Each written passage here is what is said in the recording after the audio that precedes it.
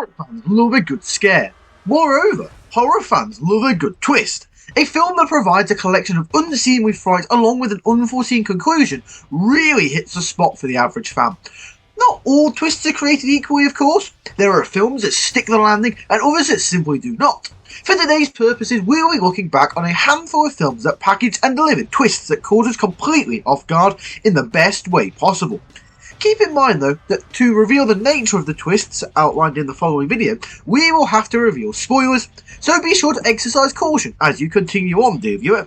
Welcome to Popcorn Programming, and here are our 10 horror movie twists that still blow the mind.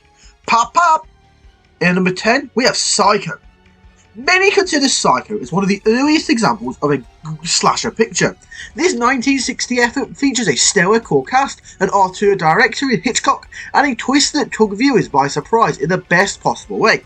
Psycho finds Marion Crane, played by Janet Leigh, absconding with a large sum of cash from her workplace with designs of starting over with her new secret lover, Sam, played by John Gavin. As she navigates towards Sam's home in Fairvale, California, Marion encounters inclement weather and decides to stop off for the night.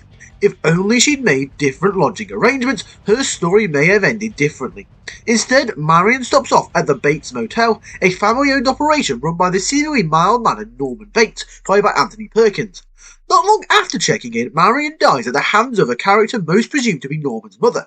However, when all is revealed at the end, we learn that Norman killed his mum years prior but began to impersonate her and communicate with her as a way to cope with his guilt. Now that is a twist. In number 9, we have The Sixth Sense. M. Night Shyamalan made a lucrative career out of realising feature films with elaborate twist endings that render viewers shocked and amazed. He has never done this quite so successfully as he did with his breakout hit The Sixth Sense. This celebrated feature follows Cole, played by Haley Joel Osment, who is a young boy who can see the dead, as he attempts to work through his macabre abilities with the child psychologist Dr. Malcolm Crowe, played by Bruce Willis. Writer-director Shyamalan establishes a touching relationship between doctor and patient, before ultimately pulling the rug out from underneath the audience and revealing that Dr. Crowe is in fact one of the dead people that Cole can see. While that might seem like cheating when put so simply, Shyamalan goes to great lengths to set up that conceit, even showing us how Dr. Crowe died, just leaving out any confirmation that he's actually dead. Well played, Shyamalan. This was before he turned himself into cinema's version of They Bullet to the Head. In number 8, we have Orphan. There's something supremely unsettling about killer kids in cinema. Orphan plays on that, but adds a unique twist to the proceedings. The film follows Esther, played by Isabella Thurman, who is an adoptee who is settling in with her new family when her adoptive parents, Kate, played by Vera Farmiga, and John, played by Peter Skarsgård, begin to question Esther's true intentions. As it turns out, John and Kate are quite right to question Esther. She's a murderous little con artist who looks like a child but is actually well over 30. The shocked adoptive parents learn of Esther's deceit when a doctor at the mental institution from which she previously escaped phones to warn them that they are in grave danger. Although the twist can seem quite outlandish, it is based on a very real condition called hypopituitarism. I've 100% mispronounced that. In number 7, we have Saw. A lot of people seem to forget how different Saw is from the barrage of sequels by which it was followed.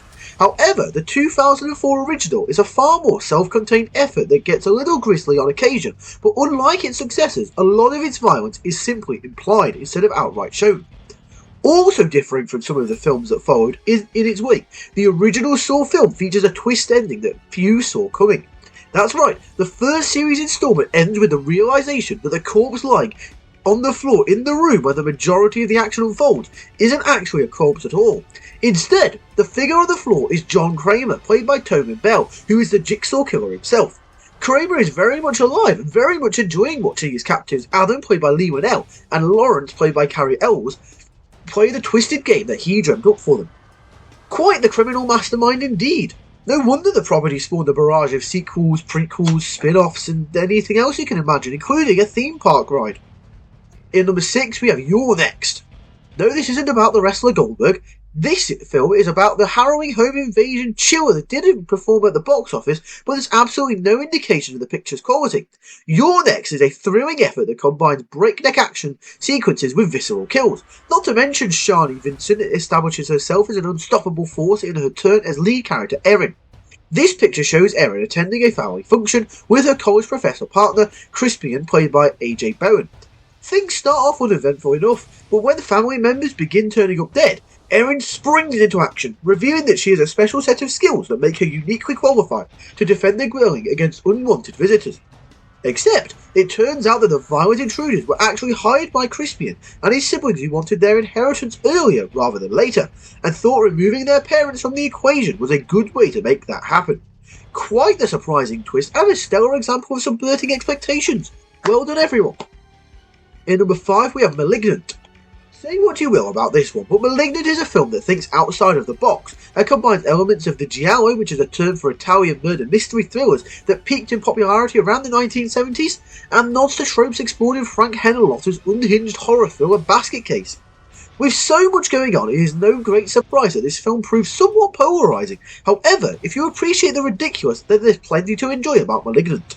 This outlandish effort follows protagonist Madison, played by Annabelle Wallace, as she comes to the horrifying realisation that the random acts of gruesome violence she thinks are just visions are actually firmly rooted in reality. More specifically, Madison has a parasitic twin called Gabriel, who lives inside of her, sharing her physical being and her consciousness. The unspeakable brutality that she observes stems from Gabriel taking over their body. Although Gabriel was seemingly removed during a surgical procedure, a portion of him remains within Madison. As we mentioned previously, the violent twin angle is a nod to Basket Case and is similarly unhinged quality to the giallo pictures of years past. Whether or not you dig this one, it's impossible to deny that the twist is a complete shock that few fans saw coming in advance. In number 4 we have Frailty. This underseen effort counts the late great Bill Paxton as its leading man and director. Though Frailty underperformed at the box office, this flick is well worth seeking out. The picture is dark, gritty and unpredictable, not to mention the big reveal at the end caught many viewers squarely off guard. Frailty follows the Meeks boys, played by Matt O'Leary and Jeremy Sumter, play the brothers in their formative years, two young men whose father Paxton believes he is taking orders directly from God and slaying demons in human form. We hear the story related to FBI agent Wesley Doyle, played by the Powers Booth, by a character Matthew McConaughey, whom we are led to believe is the elder Meeks brother, Fenton. Fenton is a sibling who historically spoke out against his father's attempts at vigilante justice. However, the final reveal clues us in that the narrator is really Adam, the younger Meeks brother who wholeheartedly believes in his father's mission. What's more, we learn that Adam has been carrying on his father's violent legacy. The final piece of the puzzle is that Adam has relayed the details of the case to Doyle, because Doyle is a demon. After we learn that, Adam kills Doyle. This denouement of this film is jarring and unexpected, but serves as a perfect conclusion to that by which it was preceded.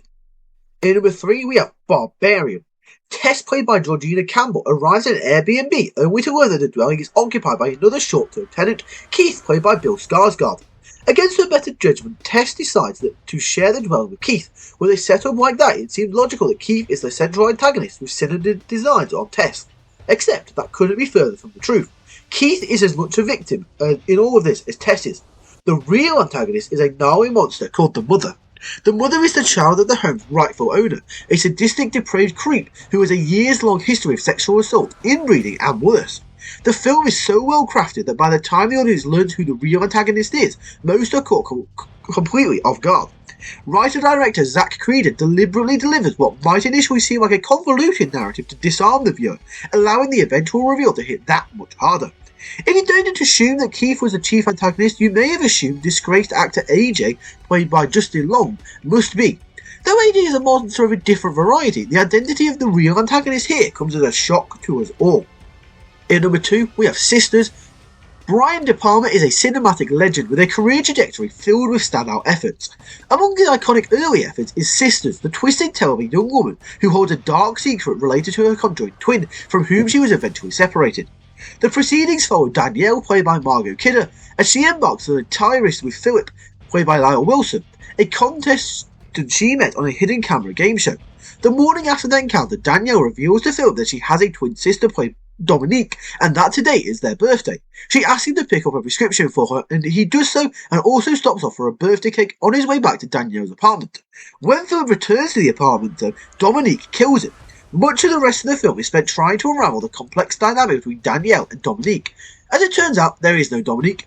Danielle effectively absorbed Dominique's consciousness when an ill-fated attempt to separate them resulted in Dominique's death. Quite the surprising conclusion indeed. At number 1, we have The Night House. This jarring effort from Hellraiser from 2022, director David Bruckner, is a profound meditation on grief. It also features an engaging narrative and a series of twists that few could have foreseen. The setup sees school teacher Beth, played by Rebecca Hall, grappling with the loss of her husband, Owen, played by Evangeline, who died by suicide. As she attempts to put the pieces of her life back together, she starts to suspect that something is haunting her, perhaps the spirit of her late spouse. Beth ultimately learns that it isn't her late husband haunting her, rather than a malevolent entity that latched onto her when she briefly died following a car accident in her adolescence. Beth further discovers that her husband was attempting to stop the force that has long been after her by killing women who look like her in a mirror image of their home hidden in the nearby woods. When his plan to deceive that entity failed, Owen ultimately took his own life. The added contextual clues give the viewer a very different perspective on the proceedings. In the final scene, Beth grapples with the mysterious entity one last time, ultimately resisting the urge to take her life. And there you have it, there is our list. So what do you think? What horror movie twist will stay with you forever? Let us know in the comment section down below. If you've enjoyed this video, be sure to give it a thumbs up and click the subscribe button if you are new around here. That's all for now, so I'd like to thank you for watching, and we'll see you later. Pop pop!